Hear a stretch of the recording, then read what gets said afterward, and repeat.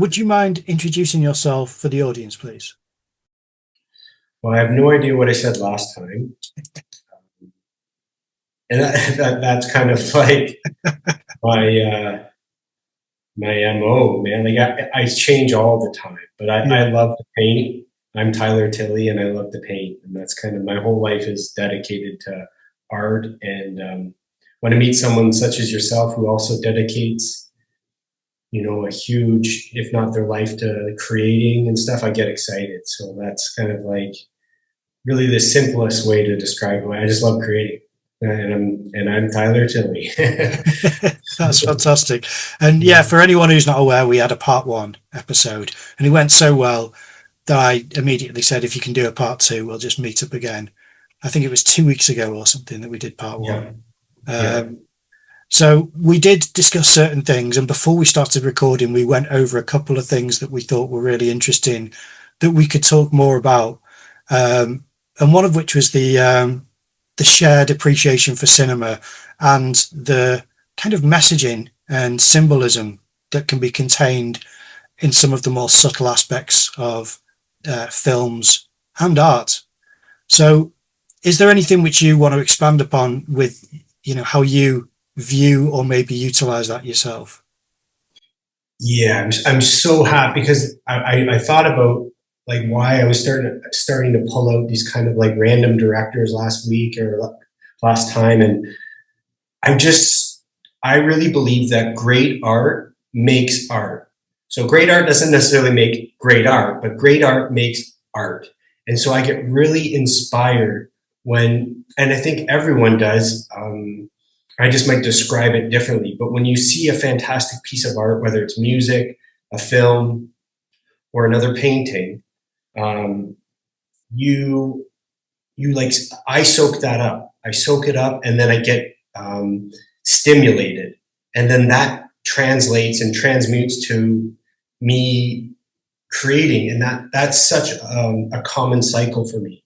So when I get caught up in 2 weeks ago, I was all about Peter Greenaway and that movie, and because that was so fresh in my mind. I just saw it, it blew me away. And so 2 weeks later, I've already moved on.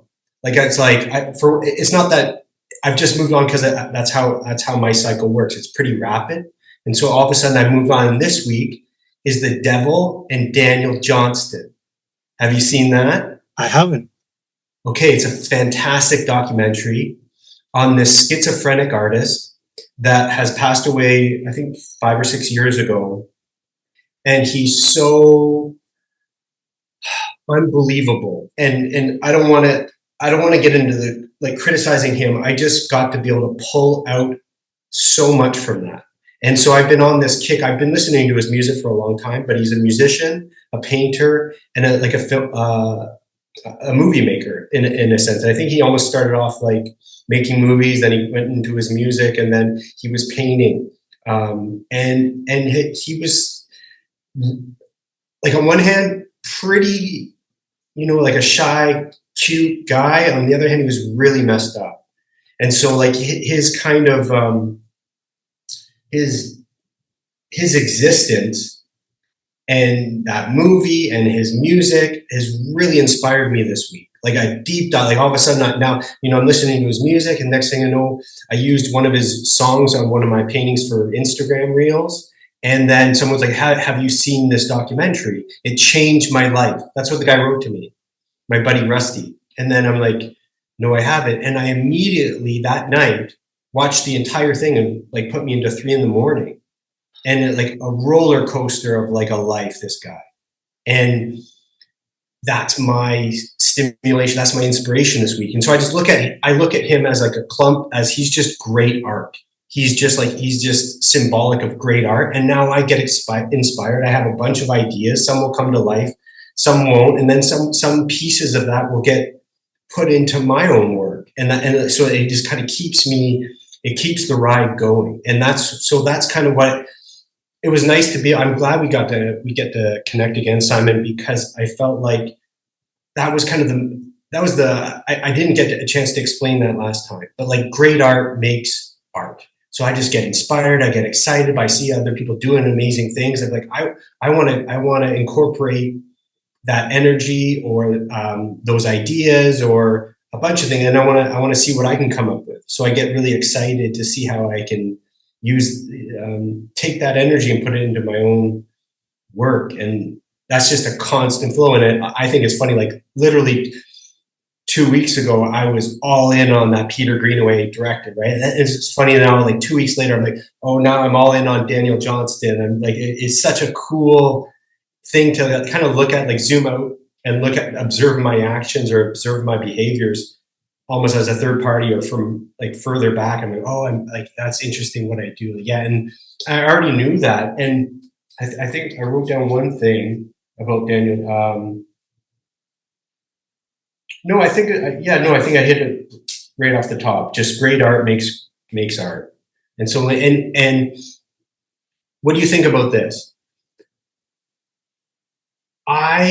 We live in a world where all social media typically gets a really bad rap, and there's a number of reasons why that makes sense. But I wanted to pitch this to you, and I'm going to try to shoehorn it in and see if it makes sense and like tie it in with great art makes great art. Great art makes art, because when I'm on Instagram and I'm scrolling through, my algorithm is 85% artist, and I'm on it probably like the majority, like probably.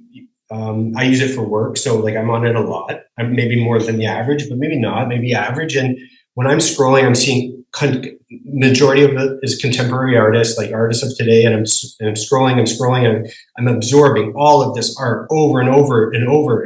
And when you look at, because of our age, look at it like when I was in high school, they'd hand you a art history textbook. It wouldn't even be contemporary art. There might be some Jackson Pollock or something, but it's all like art history. And you would flip through the page. I would flip through the pages. I'm like, okay, it's like at that time it was actually quite boring. Like it just didn't move me in any way. Like never, when at that, especially in that time of my life, it wasn't impactful at the time. It might have like kind of, I think some things got deeply seated into me, but overall, I would consider it not to be very stimulating.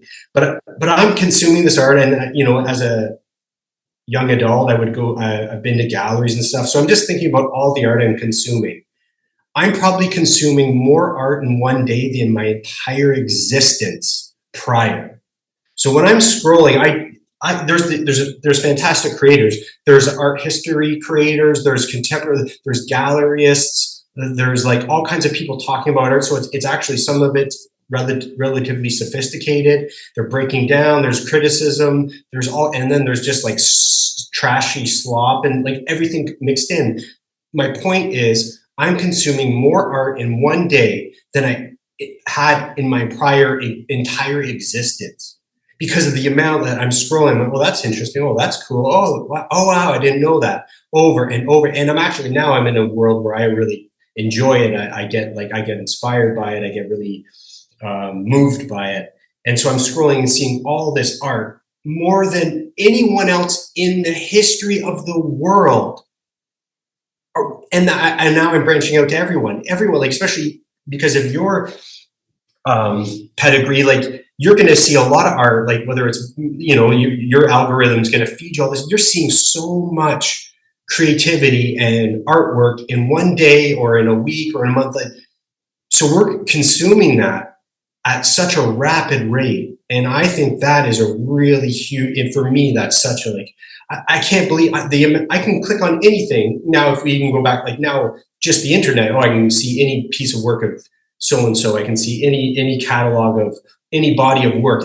But now it's just because it's so like seamless. I'm just in my feed seeing art after art after art. And I think that has such I personally, because of kind of the way my constitution and the way that my brain operates, all that, like that stimulation is like, it really fires me up to then go and paint.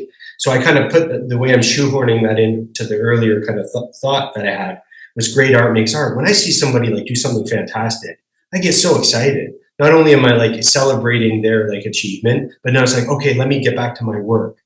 And so, and I just thought I really wanted your take on that of like, I don't think I'm being that hyperbolic or that exaggerating, that the amount of art that I'm seeing and the different types of art in one day is like unbelievable.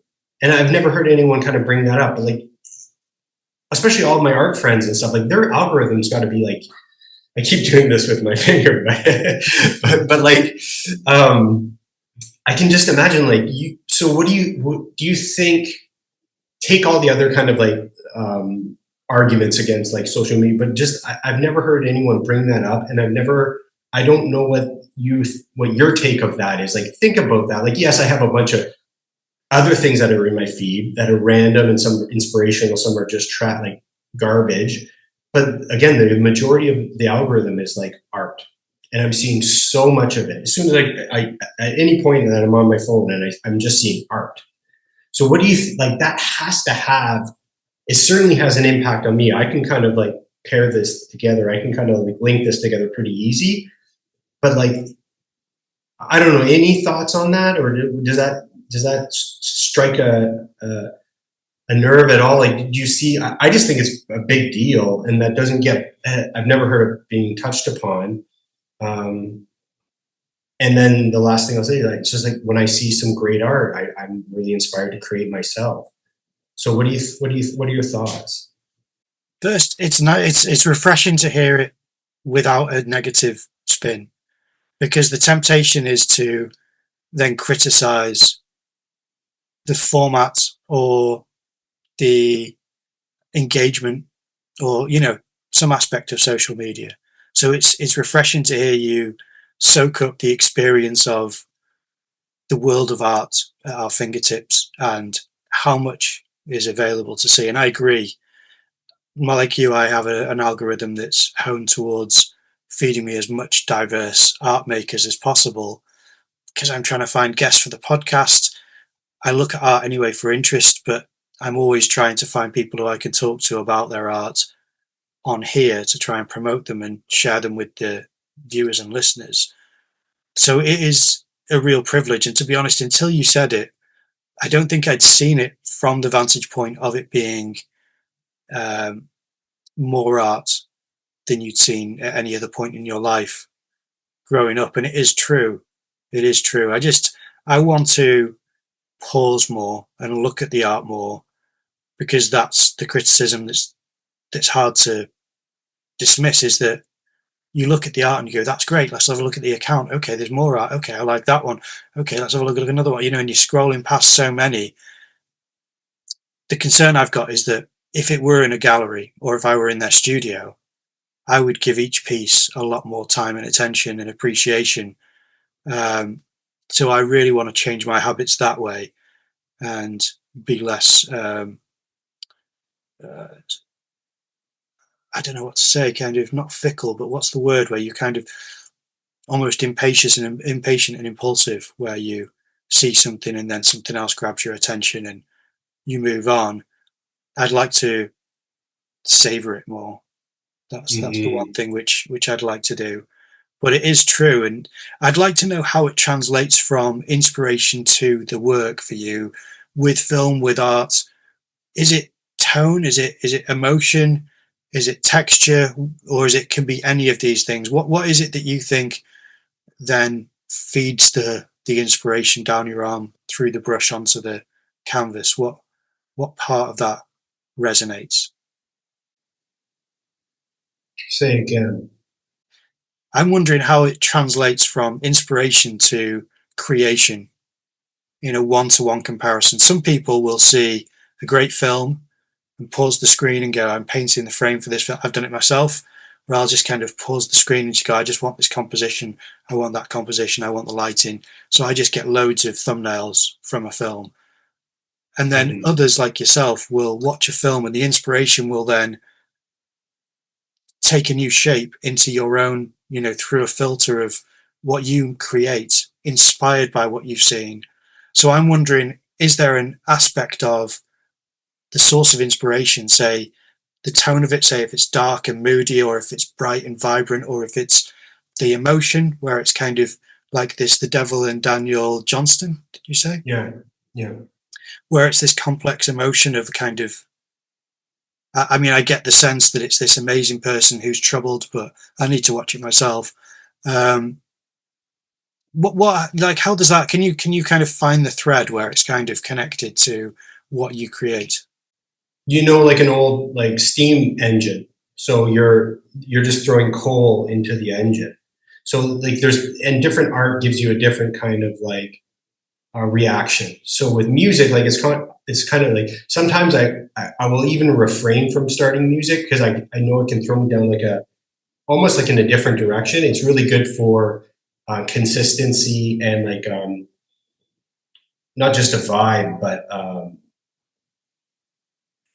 workflow. So like music will create a workflow, but sometimes I actually want to consume other media when I'm working to almost like pause and stop and even like YouTube ad, like almost interruption. So, but like, so this week is Daniel Johnston. Last week, 2 weeks ago was Peter Greenaway and that kind of theatrical like stills. And then 3 weeks prior to that was I was at, which actually is probably about a month long journey into giallo films. I don't know if I brought it up last time, but if you took the movie Blood and Black Lace and paused it at any point in time in the movie, it's a painting. So I'm like, that is a painting. That velvet red and those leather gloves and the strong imagery that you're getting from this kind of grotesque, beautiful. Of course, they select and they cast like these beautiful women, and they're from like Italy, and it's like all these like some of them are terribly exploitative, and then some of them are really well done, and then you mash all this time period, and it was even they were created before I was born. So like to kind of go in this history and like how are they sitting today? And yes, there's a lot of criticisms you can give, but there's a lot of like really cool. When I see these strong imagery, I want to create strong imagery. That's typically kind of one of my normal things. I really want something that when you're talking about scrolling and how to use pause, like I almost take that as my job. Like, hey, I want you to like wait a minute, what did I just see? And I try to do that without being too like I have a fine line where it's like, okay, that's just too extreme for the sake of it. It's almost like being just obnoxious. And then, but I kind of, so I try to walk a fine line of being almost obnoxious. And then I really want to fine tune that. So it's almost like I want my skills to evolve where it's obnoxious, but it's really well done. So it's like, because typically something that's obnoxious is just really almost like a kid hitting pots and pans. And then but it's like, okay, can we refine that? Can I like make this into something that is obnoxious and I would like to think classified as fine art? Like, can we get there? And that's the line that I walk. So that always, one of the main kind of common themes for me is like, I just get really caught up in strong imagery. So, and I think it take that as an art in itself to like, hey, does this invoke something like, A, that I maybe have never seen before, and B, that's just shocking, gripping, and what is the story behind that? And that's kind of like what I was kind of alluding to earlier, like, oh my God, who is this Daniel Johnston?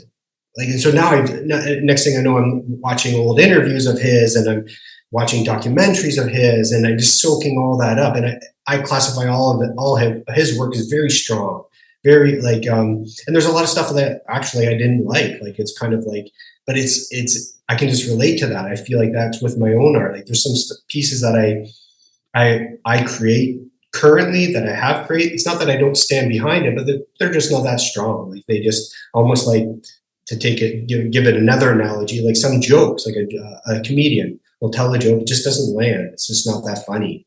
But but I'm trying, right? Or even just like songs, like think about art or paintings like songs. Some songs are awesome and everyone knows it, even the artist. Yeah, that's a great song. And then some songs are like, well, let's try something new, and it's all right. Like, and you'll get some people like, oh, that's my favorite song, actually. Like, oh, cool, man. Like, that's what art is a funny thing. And that's, we're going down the road of subjectivity. But I think, just to bring back to your original question, I think after all the rambling I've just done, I look at art as a whole as just coal in the engine. I think that's probably the best way yeah, just like keeps feeding me. So like I just consume it all. And my brain is pretty, without being too dramatic, it's really, I'm flooded with ideas and concepts all the time. And there are times that it's manic. Like it's just like overloaded. Like I really need to do this. Like I'll be painting something. I literally take off and put on a new painting on the easel, and then it goes over here. Like so, it's a little bit. But I just let myself do that. And I think now, like I think there's been periods in my life where I would fight that and like, hey, no, calm down and stick to a body of work and have a unifying theme. Except now it's just a free for all. But knowing that it seems to be there, and then zooming out again, I can see that there is a lot of there's this. It's like cyclical, really. So, yeah, Yeah. yeah, Yeah. Well, I've been painting today. I told you earlier. yeah. And it made me think as well because I paint impressionistically. That's my style, and I'm trying to learn gouache a as a kind of approach like oil paints because there's different ways of using gouache. And I took a workshop with a great artist called Matthew Wood. That's one of his paintings there, up there. So he's a great interior painter. You know, he gets great light, great textures, and he did this workshop. So I took it, and really interesting. And when I'm finishing off the paintings because we're exhibiting them tomorrow, or taking them in to be exhibited, and it's all literal, it's all figurative. What I'm doing, it's just an interior. One's a still life, and one's just an interior of a room. But I'm playing with abstraction in the shadows and saying, if I just do this slight thing, it will suggest this, and I'm not going to put it in there, but it's enough just to put a tiny little. It's almost what you don't do can speak louder than what you do. If you over describe something, it's no longer as impactful as if you obscure it and then just subtly suggest it. Do you have you've got to be a lot of that in your painting because of how your relationship with abstraction from early on, which we spoke about in the last episode, and because of how much you play on the canvas with form. Surely you're doing a lot of abstract forms that you're thinking, if I just touch this a little bit here, it will look like this without having to over render it. Is that true? Is that what you're doing as well? Kind of the opposite. So sometimes I do abstract and like, oh, I see something now. So it's kind of like I typically will do that. Like I will wreck a painting, but I have a habit, like I have a system, I guess, where in the beginning phases I let myself go wild and I'll start going in one direction and then I'll use like a totally different reference. Today I was looking at Natalie Portman from The Black Swan, and then I went over and I just moved her over to Dolly. I'm like, okay, Dolly's face now, right? So it's just, and then in all those different stages, my brushstroke will just, I'll put like something right through it, or totally, I like to say like just destroy it. I'm like, oh, but this actually really looked, because as I was painting Natalie Portman, like, doesn't look like her at all, but it looks kind of like Dolly. So I'm like, okay, so now we're going over to Dolly.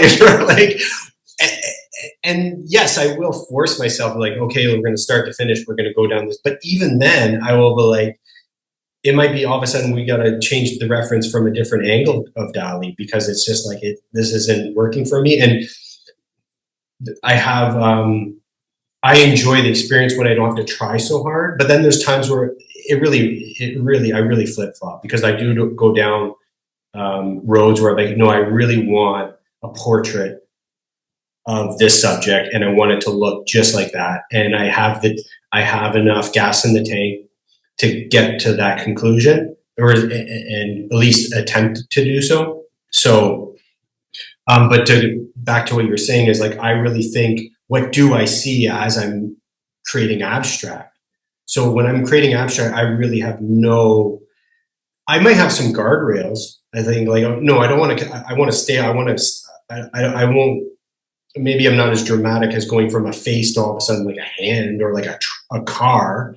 But like, I was like, no, I want a face. I usually like to do portraits, but like, I'm okay if it goes from a clown to a president. or and so by doing or a cartoon to some sort of realism. So I let the painting kind of find itself, and I just keep finding pieces and that might happen really fast where I start painting really abstract, like a loose silhouette of a subject with no reference. It's just something that would be, and then all of a sudden I see this, and and then I'm okay, let me start looking into references from there, because I'm seeing, oh, this looks really pretty, so let me start looking at pretty references, and vice versa. And then this looks really dark. Let me see some.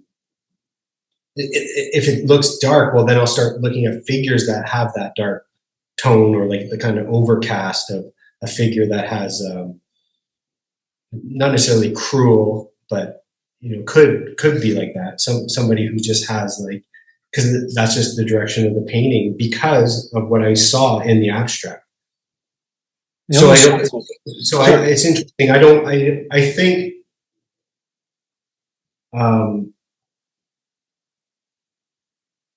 I'm just really honestly do I create some? I don't typically work the way that you do.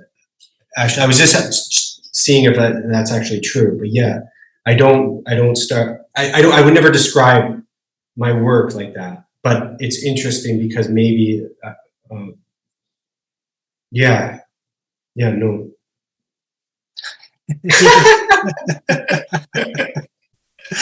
That's completely valid. I suppose because when I look at your work, there's elements there of figurative forms, but then there's so much that gets obscured with textures and marks and layers that are building up, that I wondered whether you were consciously saying, now this patchwork here is nothing, but if I subtly put this here, it becomes a suggestion of, I don't know, a cheekbone, or it looks like, an eyelash or whatever, how it only takes very little to make someone see something that you've not really done, but you can put it there just by a little suggestion. I didn't know if that was in your work, because it looks like there's so much to soak up and to kind of digest in your pieces, that maybe there is some of that process of, I don't know, just creating that form. I suppose you've already answered the question, so I shouldn't re-ask the question again, because it's only begging you to answer the same question again. So otherwise, I watched the video recently of you doing the get out face, eventually a get out face in this other form that was moving and mutating on the time-lapse video. And it made me wonder how you stop it from becoming muddy. Do you wipe it back to kind of thin the paint out, or do you just keep pushing through? Because when I looked at it, I thought my paint would be sludge by the time I get to so many different forms. It's almost like animation on the screen to watch it develop into that. So how do you avoid that, or how do you push through? Do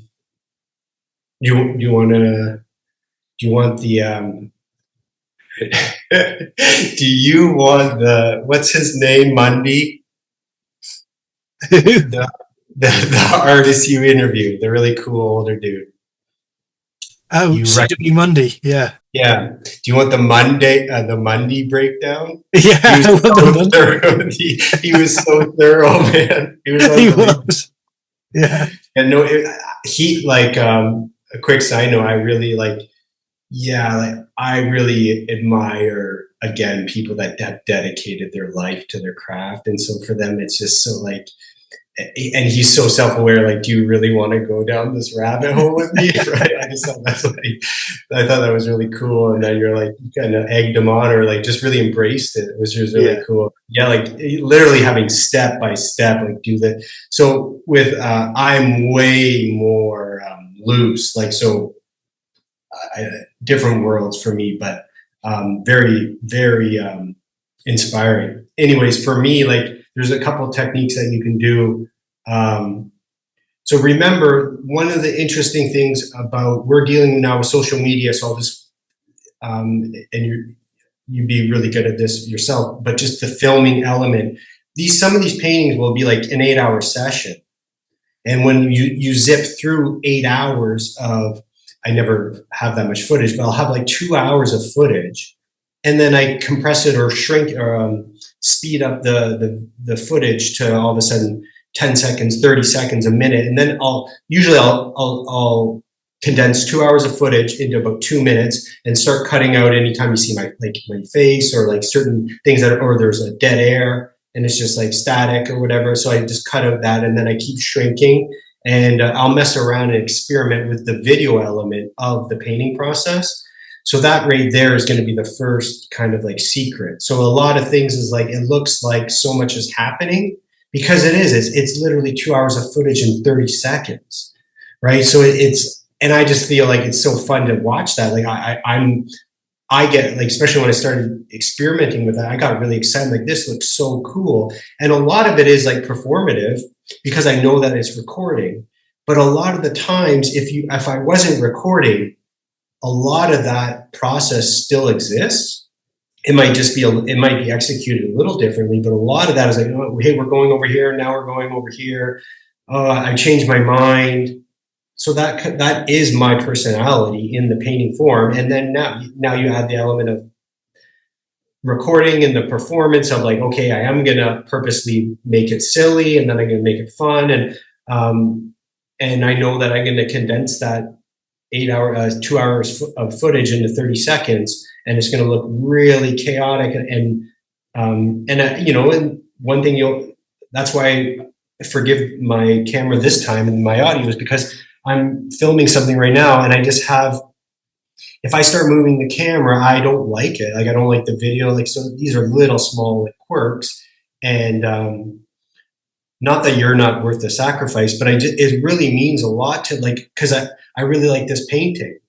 So, and if I can get the footage, and normally I can't, Simon, that's kind of like why I was like, I tried to call you on this camera first, because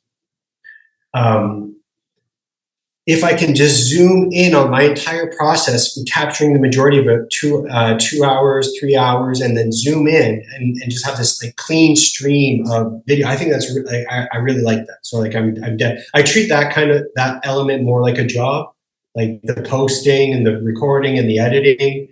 I paint because I want to, and then it's like, okay, but now how can I combine these two things? So to go back to actually being muddy, it's way easier than you think, because it's 8 hours or it's 3 days. A lot of my pieces are probably 3 days of different, like, it's not 3 days continuously. It's just, or sorry, like, like 72 hours of painting. No, but like over the course of 3 days, dry time, glazing. I won't film this part because it's just me doing the background. And then some of the painting in particular that you're talking about, that was all oil painting. So I did the first background of a cartoon, and that one, it was called Sally the Witch. It was like a vintage cartoon. I had no idea, but I just liked, again, that image. Even though it's light and silly, it was strong imagery. I'm like, oh, she's interesting.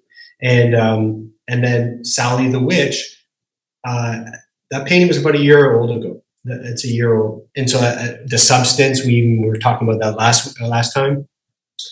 So I was thinking Demi Moore and all these different things. And so I paint Sally the Witch. She dries overnight. And then now, because I use liquid, it's easy to, like, it's not going to rub off. It almost has like an eggshell kind of a layer, or like a glaze. So it's almost hidden, or it's easy to wipe around. So Sally the Witch the cartoon is there. It's dry. And now I can paint and wipe it off, or I paint and I use thinner or mineral spirits and just let them literally like drip everything down. And then if I do notice it getting too muddy, you can clean it, or then you pick certain colors that are not going to make mud. Again, just for like the discovery process or the performance, or like, okay, no, we're going to reshape this. And then when I start going, oh my God, I'm going to use that guy from Get Out, now I have to use like quite a lot of self-discipline and like start going, okay, no, how long do you want to, like, this fun process of experimenting and exploring? No, like now we got to start like add an element of dedication, or like, no, I want it to look like that character. And so and that's painstaking. And then that part, usually it's fun. Like, I hate to say it, that's not very exciting footage. Like that slow, like kind of methodical, like picking away. We're gonna like cut all that out. So now, like the majority of the painting's time in that video, you don't even see it because it's just like I'm not gonna show like, so I don't even record it. All of a sudden, it goes kind of like you start seeing him, and then there'll be a cut, and then the next day I go back, and then now he's like close to being finished, and maybe some like things like that. So that's like the full process. That it's nice to share that with you. I don't think I've ever like said it out loud. And then there's kind of different fun ways you can play around with that in itself, of like using acrylics first. We use a lot of acrylics these days. So I wanted to dry in 10 minutes, not overnight. So I'll start playing with acrylic, and I just started playing with acrylic mediums, and I feel like that's really good for my artistic exploration and learning curve, using acrylic, because I think acrylics are. I don't have a lot of good things to say about acrylic, but so I think it's good for me. I think it's like, okay, and there's a few acrylic artists that I'm blown away by, absolutely incredible. But for the most part, like, acrylics are just like what you give kids in the kitchen. Maybe I'm wrong, but that's how I feel like there's. But so now it's like, okay, then maybe that's what I need, and that I need that for all your fans that use acrylics. And my apologies. That's just how I've used acrylics through my whole career, but like I have a different relationship with them over the years. Like I find them to be, and they're so expensive, man. Like once you think oil paints are expensive, no, acrylic paints are expensive, and they just like evaporate within 5. You go like you put some on your thing, anyways. And then go down the acrylic hate curve. You use acrylic? I do, but I mean, it's known on the podcast that people who listen and watch frequently will know my opinion on this. It's a bit of an unpopular take, but I think that acrylics are the hardest medium to make successful. And I think oils are some of the easier, and watercolors in the middle towards the harder end, and gouache is around there too. So I think that we give acrylics to kids and students, but we kind of shouldn't really, not as a, go and make a painting that you'll like, especially not to students, I don't think, because I think they're so difficult to have a successful painting with. And my brother uses acrylic really, really well. So he makes it look like an oil painting, but with acrylic, and he doesn't like oil paint so much. That's his preference. I really like oil paint, and I love acrylic as well, but I struggle with it. But I completely sympathize when people say it's plastic, it's a cheap looking and feeling paint, it's not enjoyable. I get all of that. I don't disagree, but I do think that it can be used really well. And we've had a couple of acrylic artists on the podcast. It's harder to find them. But yeah, and they paint very differently, the ones who we've had on. So yeah, I've got a couple of takes on painting that are not necessarily the most popular opinion. For example, another one is, I think that I've learned more from talking to painters than I do from painting, because when I'm painting, it's great, but I sometimes not know why it's gone wrong, or I'll just run out of steam. Like you said, you've only got so much gas in the tank. Whereas when I talk to artists and talk to painters, you can kind of hear their development and their kind of trajectory through the education that they've had with paint. And it gives you something where you can be a bit more introspective, a bit more reflective on your own practice, and realize that sometimes what you've been doing every single painting has been unraveling all the work that you've been making. For example, one artist called Valerie Perlot said, when you make a brushstroke, the temptation is to do that same brushstroke again because it feels nice. She said, but if you can leave it and move on, it will be a stronger painting because you've got the confidence to leave that brushstroke there. It's not for everyone. It's not every technique, but it's true for impressionistic paintings that I make, that I will paint a brushstroke and then I'll do it again. And there was no reason to do it again. It just feels nice. The brush on the canvas feels nice. And she was right that that's a discipline that if you can have, then you will have different results at the end of it, instead of constantly pushing back this paint that was sat there true in the first mark. So things like that, I think, have been just a greater education than the time that I spend with the canvas. I just want to take a minute to talk about the patrons for Painting Insights podcast. They are fantastic support for the podcast, the reason it's still going as well. But I also want to mention that every month we post a bonus show to our Patreon channel. And recently I was fortunate enough to spend the day out with Rob Poynton as he painted one of the landscape paintings that he made in North Wales in 2025. And I joined him on a day when it was quite stormy weather. He said it was some of the worst weather conditions he's painted in, and I managed to capture that on camera. It may sound awful, but it was quite a privilege to see how he does what he does in those conditions. If you're interested in that story, that will be exclusive to Patreon, so I highly recommend checking it out. It's the price of a cup of coffee, and it means the world to Richard and I for supporting the podcast. I really genuinely want to thank everyone for watching, liking, commenting, subscribing, but especially to the patrons. They really do prop us up and keep us going. So if you can, check it out. The link will be in the description below.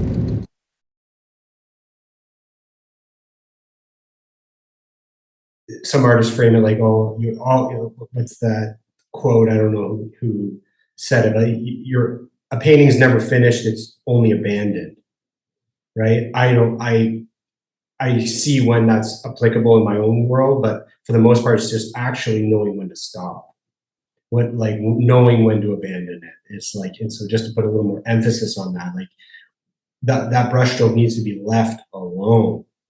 Like, right? It's not just because it feels good, but it looks good. It looks right. Right? So it's like knowing when to stop. So, and then I think for me, like how I incorporate this, that like that's not going to be in the beginning of the painting.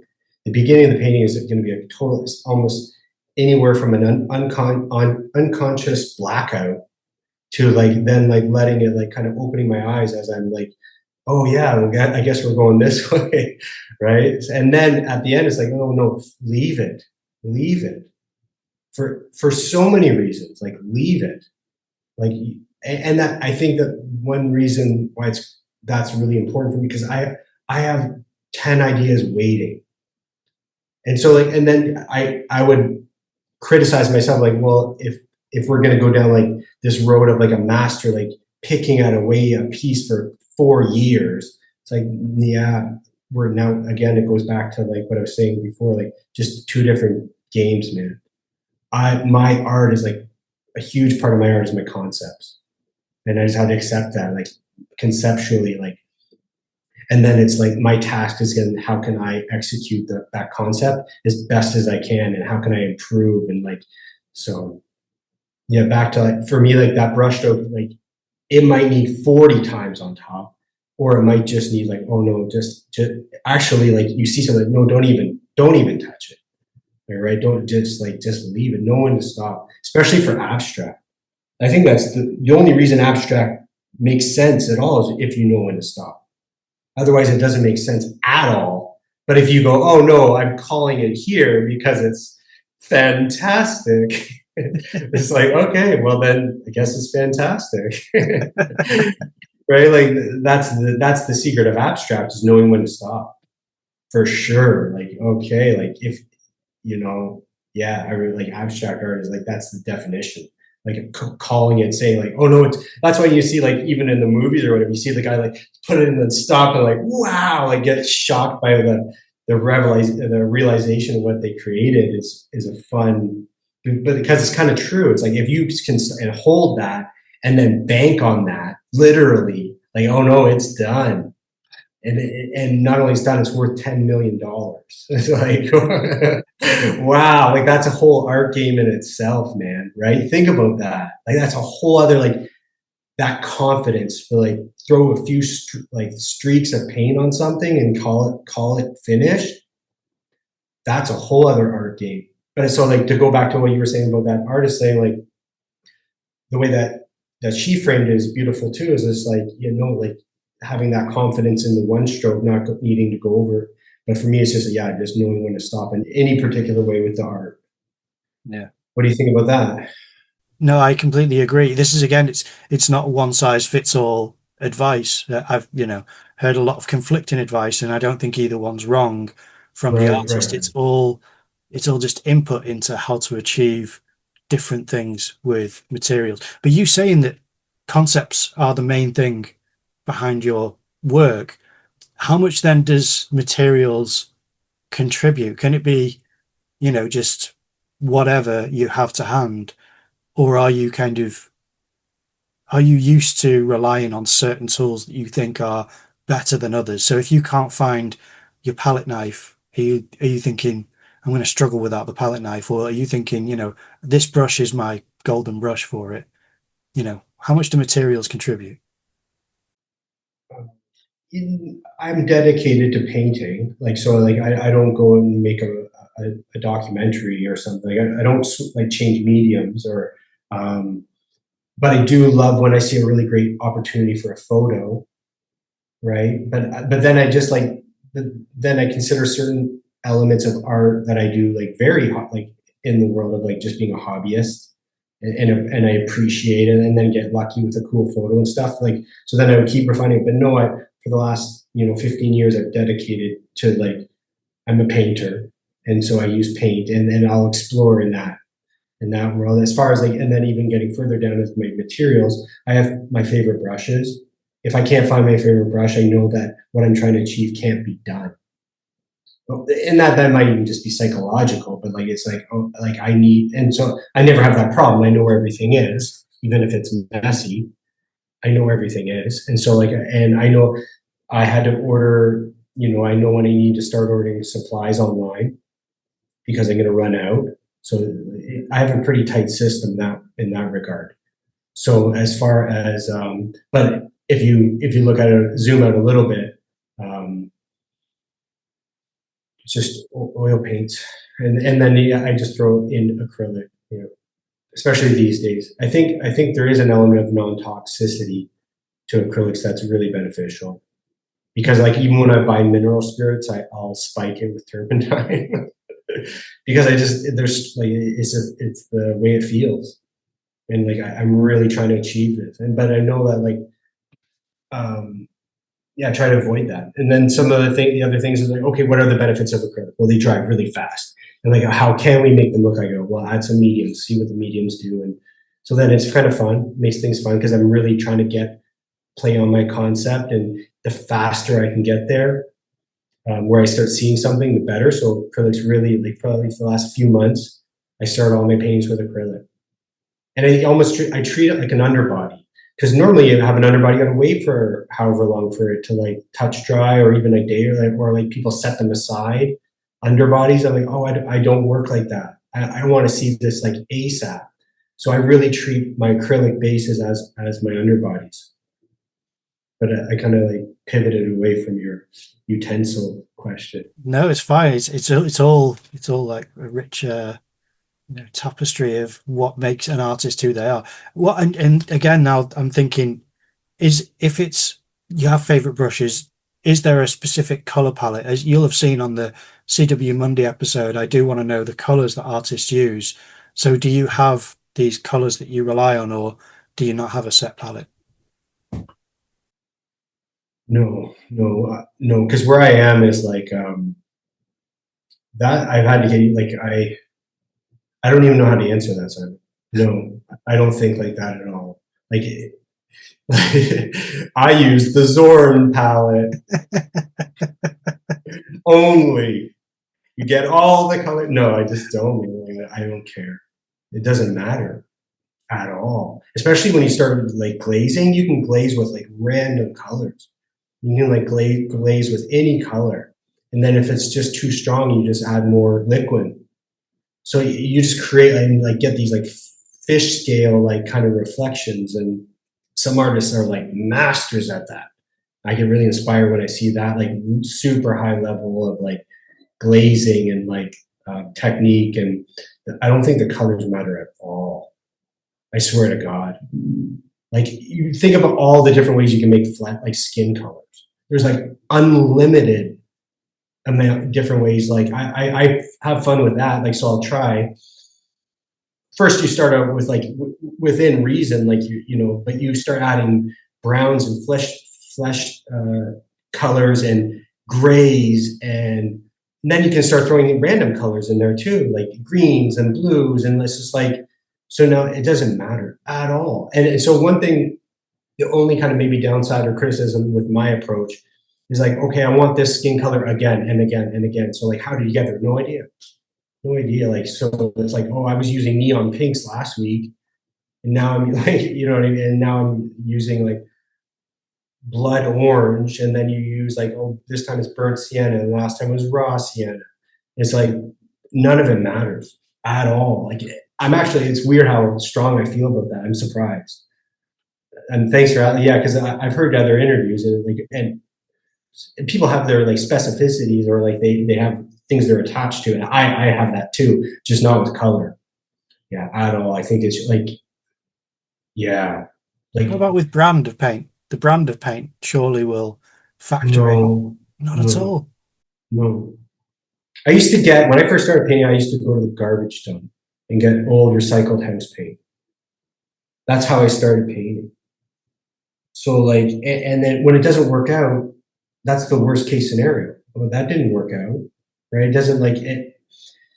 Yes, I have my Winsor Newtons, right? Like so again, it's not like I've been doing this only a week. So like, yes, but for the most part, especially where I am, there's not a lot of like, there's a few different brands, and I'll order stuff online that I need. I'm not going to trust like a random liquid brand or something, or some sort of like equivalent that's from another, like, some random place. But I've used like, again, I think it might be the, I'm just looking at my table. I think if I have a specific project in mind that I've locked myself in, I might start refining some of my experimental stuff, or like, I'm like, I'm going to pass on the house paint. But like, a lot of that is just, because once I start knowing, oh no, we need to really make this a little more creamy. We need to really make this more, I really need to take this in a different direction. Yeah, I just will have, I use oil paints. I don't mix like oil and acrylics or anything like that, right? Other than like putting acrylic first and then oil. But now I'm on the hot seat. No, I'm just because I'm trying to listen to what I'm saying, like literally listening to it, but I just don't think it matters. I think you'll get different results, and like the fluidity, and then you start like, yeah, I just don't work like that. Like if it's like stuck, or it's like my brush isn't moving, I usually just work with that. Like sometimes I will go to the dollar store and buy you can believe this, the shittiest brushes possible. Like literally like breaking, like the stuff that shouldn't even be on the shelf. Like as soon as you take it out of the package, it's like falling apart. I love that stuff. I love it. Now, am I using that when I'm like finishing painting? No, but so there's just different. I think why I'm saying that is because there's different stages where like, oh no, I really want this to be like a really strong, I guess because I do so much portraits, but I get like if I have some like off-brand oil paints that seem to be fine. Now you might come, oh, you're 50 years from now, your painting's cracked. I have to let go of that. Like I can't. Well, if I'm alive, I'll fix it up for you. Like that's the best answer. I kind of already thought about that, because it's like our archival style. I went down those roads in the past, and at some point, that's not my brain. That's not how I operate. I can't be caught up in that. I don't enjoy that. But I think I see like some really cool artists, they do like giveaways with a new brush set or like a paint set. Like, wow, like that's what they use. And I'm really inspired by it. You know, that one artist, he's a masterful painter, I'd say. Tischler. He does it. Andrew And Tishley, yeah. He's been yeah. on twice, yeah. Oh, no way. Yeah, he's Yeah. fantastic. Oh, that's Yeah. so cool, Yeah. man. Yeah. I like that, the way he treats art. I don't, my brain doesn't work like that, but I love to watch how important his materials are. And like you were saying earlier, that's input for me. And like, it doesn't all just go by the wayside, but I just like, it's not even that I work with what I got. Cause like, it's just more like, I just don't operate in that way. It's just not as high on the priority list. And I feel like I can get, but sorry, what I was saying is like when he has a contest or something, or one of those artists in that field, on that level, and they start doing giveaways or they have their own brushes and stuff, like, yeah, I want those. Like, I think that was my point. I'm not completely oblivious. Like, no, I would like a nice set of paints and brushes. That would be fun. Yeah. Yeah. Yeah. He's great. He's really good. He's really inspirational. But no, I think that what you've just said as well is going to be so good for people to hear, because you don't hear it from artists. You wouldn't hear it from me either, because I've had bad experiences with certain oil paints. So I'd say this is how to fix that problem with it. And then otherwise, if you can get this paint, I recommend this brand of paint. That's usually my perspective, and everyone's got their own.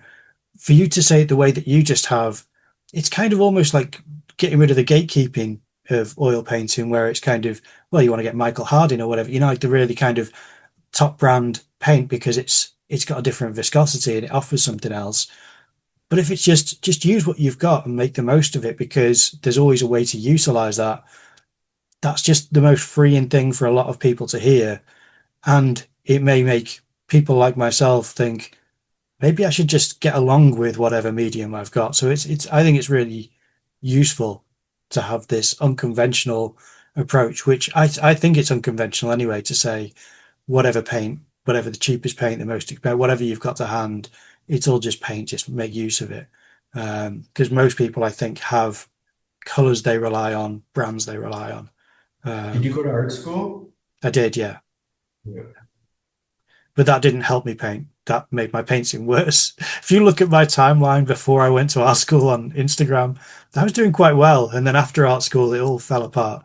But that's another story. Yeah, how about galleries? I want to know, what's your relationship been with galleries? Has it been good?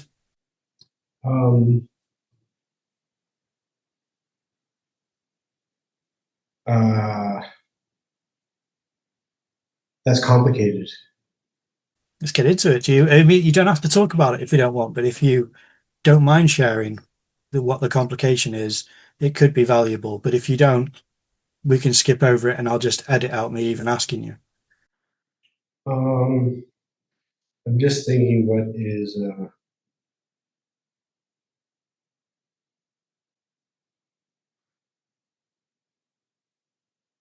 I kind of just don't want to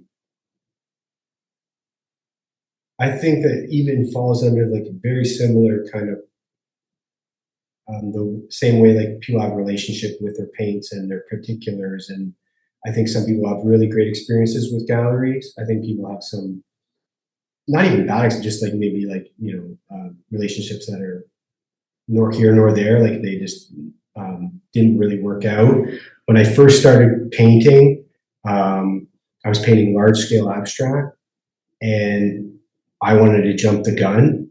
And if a gallery was interested in me, great. But if they're not showing my work, I'll just open a gallery. And so I teamed up with two kind of like giants, and I rode their coattails, and we opened our own gallery.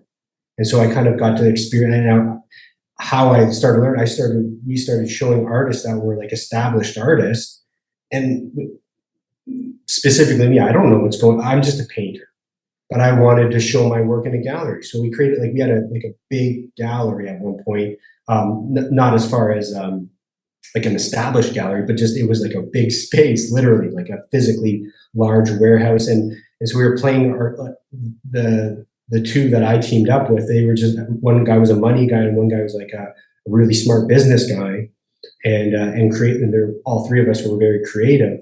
And so we were like, we would have events and show art. And so it's a bit different than, as far as then like a prestigious well established, like kind of foundation type gallery. So I'm not I don't have experience with that. I'm not.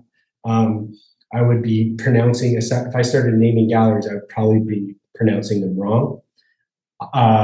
Anyways, it was a beautiful experience because I learned a lot from guys that are like family to me, and that experience. But I just also learned that I don't want to run a gallery.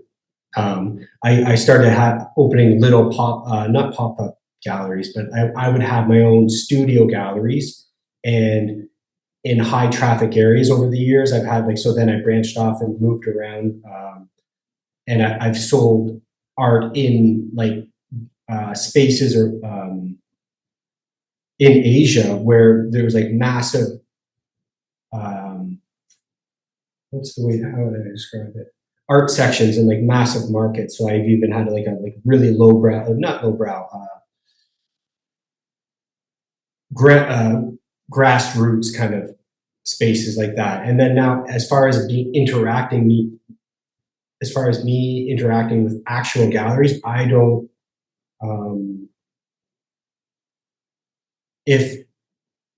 If there's a few galleries that if they message me, I would be so excited. I think it can help start raising your prices on your art, and then all of a sudden, so people will feel more comfortable investing in you at certain price points. I don't even know if it sounds ludicrous. My biggest fear is I sell a painting for $20,000, and then 20 years from down the road, I'm selling paintings for $200. And I don't want that. I don't want to go. I've kind of already had that kind of experience by playing the game, and I just love to paint. I love to create. I love when the people have my art, and so as I get older, I do want my art to go up in value. I really would like to sell a painting for 20,000, but I know what the game is at that level. I don't want to play that. So I gotta swear, that fucking game. It's such a game. And then if you don't love to paint, fine, do it. Like just play the game. Like I was talking about the abstract game. Like it's finished and it's 500 grand. It's like, play that game, man. Go for it. Like what did Andy Warhol say? Making money is art, or something along the lines of that. Like art, making money. Something I'm butchering it, but it's on that line. Like he believed that was his game. He was like, making money is art. So again, different worlds. I just want to paint, and I do want I want people that buy my art 10 years ago to be like, holy cow, like his art's going like awesome. That's the trajectory I want. You get into some gallery that hikes your prices up, you can never come out of that. I don't know if that's necessarily what I want. No, it's a conflict for sure, because yes, I really want to be really successful with my art, but I think there's just different ways, different roads to take to get there, and so like I just think it depends on the person. Like, and I also think it's like a bit of the thing that I know now, because now things are kind of like things are on a really cool trajectory for me. I do feel like I have a little bit more say in my own in the direction, so that's really fun. And it's like, I don't know if I want to sign it. I don't know if I want to belittle galleries or like they're all. Remember we talked about I think after we stopped recording, but like the real game is social media now. Like what gallery is going to want you if you don't have 100,000 followers? What can you bring to the table, right? And then it's like, well, no, that's them. What do you bring to the table? Oh, we have 1 million followers. It's like, yeah, so everyone's just playing that game, and it's like I don't even think that would be fall under definitely and into the negative with social media, like this chase and the games that are played and stuff. But I just see it as like with social media, on the flip side, the positive side is like I see a ton of artists, they're not represented by any gallery, and they don't need it at all. Like not even it would actually be a deficit to even be talking to have a gallery take 50% for what? For what? And so like I'm not even saying I'm there, but like I would like to get to that. Like you can, like, I almost want to, again, Simon, there's levels. There are galleries that if they approach me, I would buckle at the knees and like, oh my God, like this is happening. Yes. But for the majority are not that. They're just not. It's like, so what can you can buy my art and sell it. How about that? And I'll give you a discount. But we're not going to sign any contracts and like play that game. Like, get out of here. Like, for what? So you can put it in your, like in your space and like hope someone comes. It's a different world, man. Things are changing. And you even see at the galleries how they sell their souls on social media now too. Like, hey, look at us, we have art too. It's like, oh my God. It's like disgusting. Because if they don't do that, they don't exist. If they don't sell their soul, like if they don't play the game like everyone else is playing, they're not moving art either. It's crazy, man. It's crazy. And I think that overall, I'd say that's a really good thing for artists. Yes, I think it's fair for me to say I've been on social media for 10 years and only have had some relatively quote unquote success recently. So it's like, I know how it feels to think the algorithm doesn't like me and but it's just like, I just love to paint. So I'm not going to, whether the algorithm likes me or not, I'm going to be painting. Yeah. And so maybe if like you're not having a lot of success on Instagram, like it might be this black and white, maybe you're not having a lot of success on social media, maybe a gallery is a really good angle. And I'm saying that sincerely because maybe you're just like, maybe you're an older person or maybe you just have no inclination on how to like even play in that arena. Maybe a gallery is totally the right avenue. And I say that with all sincerity. Meaning, like, I think galleries can really do wonderful things for your art career. I think they give you confidence. They can they can get you onto artnet.com, right? Like, if you're not an artist, if you're not on Artnet, you're just not. I'm not on there, right? But like, I can talk about this for way too long. Yeah, I gotta pull out, man. It's all right. Yeah, it's a whole different landscape, like you said, to sell your art than what it used to be. You don't have to rely on galleries now to find an audience, to find success, and to get your work out there, which is great. One of the things that I do say, though, is that it never compares to, like, I would love to see your paintings in person. Is there anywhere that either has purchased your work and exhibits it that's their own collection, or that you do have it in somewhere that can be viewed publicly? No, there's nothing there's nothing. I've had some really amazing collectors over the years and some really incredible supporters. It's all private. Even I feel pretentious. It's in a private collection. I'm sorry, Simon. The accessibility levels are not for you, and I apologize. It's all right. Like I don't. And here's the truth. I will at some point. There will be something where I'm not against it, and I still have some friends in the art game, and as I age, so now it's like, oh, I'd love to like show in your spot in your space. That'd be awesome. I'm not against it at all. It's just not my. It's not my. I haven't emailed a gallery for 10 years, and back in the day, it was all you could do. It was like, oh, you got to go schmooze in this guy. Oh, cool exhibit. Man, it'd be really nice to show in here as well. Like, I just don't do that anymore. It's not even on my radar. So, but if there's a gallery that I end up really hitting it off, almost like how I interact with you, like if we're just able to really connect on an easy level and it makes sense and we're both going to make money, sure, like that's awesome. But like that's kind of that's like, and then if all of a sudden there is a big gallery, that I'm gonna have to like contact a friend or ask ChatGPT how to like interact with these people. I don't even know how to like be. And so like I don't get excited about that. Yeah, I would get excited about the paycheck, but I don't get excited about like kind of like hobnobbing with like some like I'm not interested. I actually kind of hide away on purpose. Yeah. I don't even want like if I can do a show and we have an opening, do I have to go? Honest question. Like I'm saying that sincerely, man.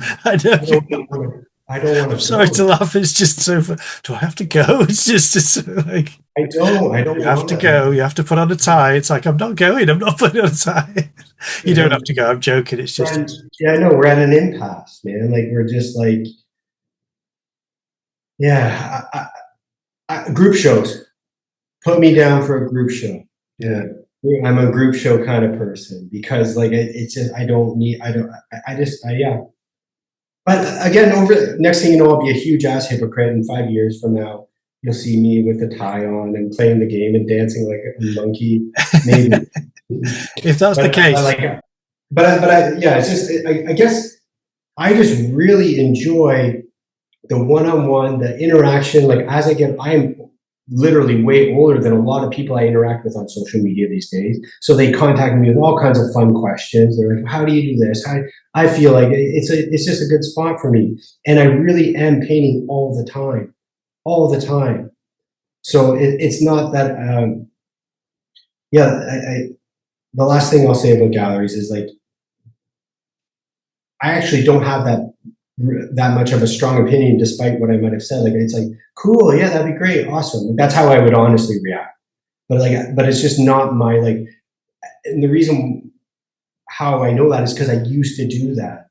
I used to email gallery. I used to contact agents. I used to play. I literally feel like it's playing a game, and just in order to like, and I just don't have the energy for it. And because of the way that my career is going, it's like it seems like you don't really need to put any energy there. And then again, and just to put a button on this, there are levels to the game. Yes, there's certain galleries that, hey, we would like to have you in this group. Yes, I'll bend over backwards to do that.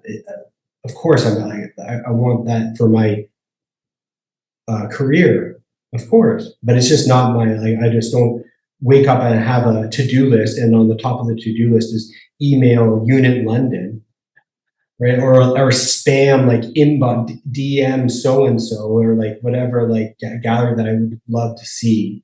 I just feel like, you know what it comes down to is just make your art undeniable. Make your art undeniable, and then see who comes into your like see who comes to you. I think that, and that's just and that's going to take years. That's not, and there will be some artists that are like blow up literally, you know, but for me, it's not the case. I think it's, what is it, U2, they played in bars for like the first 12 years, like dive bars. You know what I mean? And then you have Justin Bieber, who gets famous on YouTube. I'm putting them both at the same level as far as like talent. I'm not judging their talent. I'm just saying different trajectories. So I've been painting for so long now. I really do have the luxury of I don't care. Like I'm painting anyway. I'm painting if I'm poor. Why? Because I've been poor for a long time. Like it's like, so if the gallery doesn't come knocking, I'm not gonna go, like I don't have time to go like do that. And that's just, yeah. And you know what? I'm really proud to say that. yeah, no, that's great. Yeah. It's completely valid as well. There's no disagreement here at all. It's literally just to try and probe around what people's position is on these things. So can I just add one little caveat? I really, just to touch on what you said, yes, I've totally avoided any sort of the criticism, like, hey, I want to say, I'm not going to buy your art on Instagram. So can I see the work or not? I get that. I just want to address that because it's obvious. There was a time, there was a website called Art Bomb. I don't think they're around anymore. They might be. And they were doing online auctions. This was like 15 years ago. You know what I mean? And they were doing online auctions. This was in Canada. And they would grab artists. They would photograph it professionally in a studio. So they put the art on the wall, and they have a professional photographer. And then they have a huge email list. And they blast every day a new piece of art from a Canadian artist at the time, everywhere from like an established artist to like an emerging artist. And they were doing really well. The artist gets their cut, the online website auction got their cut. It was a really cool model, but that was the initial breakthrough of like, hey, people are just going to buy art online. And that was like revolutionary, where it's like, before that, I was like, if I'm not going to buy art unless I see it, clearly we're so far from that, Simon. We just are, man. We're so far now. It's like, yeah, we just like I bought a pair of shoes yesterday. I didn't put them on. 10, 15 years ago, like I'm not going to buy shoes without putting them on. I don't even know if they fit. Oh, they're the right. Now things are shifting. Oops. So I still think seeing a real piece of art in a museum, in a gallery is fantastic. And there's a really great, you get a really incredible experience. But again, different, I would throw that back into like kind of how I've been described, just different arena. Different, and I would love people to see art like in a gallery. I think it feels good. It's a good feeling. I've done it. I've actually had like I've showed up at a show where my art is hanging, and it's a really fun feeling. It's really exciting. It makes you it's nerve wracking. It's fun. It's exciting. It's fun to watch your art on the wall from afar and see people look at it. See if I can do my job. Like, is it, to bring it full circle, like, is it obnoxious but done well, and does it capture their attention? Well, it does kind of lead on to the last thing that I wanted to ask, which is, where online should people go to see your work, to support you, and to purchase it if they want to? Just Instagram. I'm having a lot of success there, and like I treat social media like a job for my art. So almost like I hired myself to do this job because no one else was going to do it for me. So if you're like, all I do is how I broke it down. I'll say this quickly. I know you got it right. I paint and I sell online. That's it. Before it used to be everything else in that. Oh, you got to do this, you got to do that. But I just paint and sell online. Well, if you're going to sell online, how are you going to do that? And I would ask myself, like, Tyler, how are you going to do that? Well, get your social media right. It took a long time. I got help. I learned it, and then it's just like, okay, I'm going to pay you, Tyler, to do this for me, because otherwise you're not going to be painting and selling online. So like dive and treat it like a job, so that I can keep painting, so I keep creating, and then it's just like, and then figure it out and see how it affects your art. I think there's been so many different stages to that too. How does it affect me as an artist, and what does it do, and what are the pros and cons? So just social media is like Tyler Tilley anything. I had a website, I abandoned it. It's just like again, it's falling by the wayside. It's almost like when I renewed it this year, I go, why? It's just crazy. Well, who's clicking on a website? It's so weird, man. It's so weird. It's like a CD or a disc, it's becoming like, unless you, like, obviously, again, I speak in hyperbole, but like there's levels, right? but like I'm not clicking on someone's website. I'm going to their Instagram. I don't have TikTok. Like TikTok doesn't like me. So just in all fairness, it's not like I'm ballooning on all these different things. Like, no, TikTok hates me. I never I got it just didn't work out. Our relationship, I had to cut ties, man. Like I was putting a lot of energy in it. I couldn't figure it out. Had to let it go. But I got a lot of great return on Instagram and YouTube. It's like, okay, this is awesome. And so many people are seeing my work that have never seen it. And yes, it's not on the wall, but it's like, and so there's two angles. Like I'll show you the work, and I'll make videos, and I'll do explanations and all kinds of, and that's a really great outlet for me. So it doesn't even really feel like a job. It's an outlet, right? Like, how do I get to I get to curate my art how I want. So that's a long answer to. No, sorry. Do you have a YouTube channel? Is that what you're saying? You have one? Yeah, but that's just literally me taking anything I post on Instagram and throwing it up on YouTube. Okay. Well, because I don't do long form videos. Like that's where before, like I'm like, hey, I'm monetized on YouTube, so like if I post videos on there, like there could be an opportunity for me to. That's not where my energy is. Like I see some really amazing artists that are really good on YouTube. I can list them off. That's not my skill. Like I just know my limits. Like I would like to be able, that's something I would like to learn, and maybe in the future, like make some really cool tutorials and have some like really cool content that way. But I'm just good at like kind of like the quick form content, because I'm already moving on. I want to paint something else. I don't want to. Editing is not like, you know what I mean. Yeah. You're either editing or you're painting. Yeah.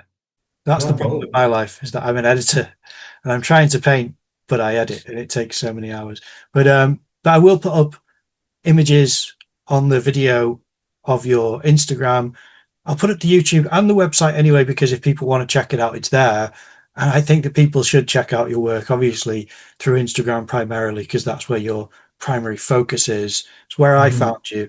And I mean, we could talk for another hour, but sadly I have an appointment soon, so I have got to shoot off in a minute. But yeah, recommend everyone go and check out the links in the description. It's always, I really appreciate how generous artists with their time, and you're no exception. This is the second episode I've had you back for, so thank you for being a guest on the podcast. It's been great chatting to you. Yeah, you too, Simon, man. Yeah, I appreciate you. Thanks. Thank you.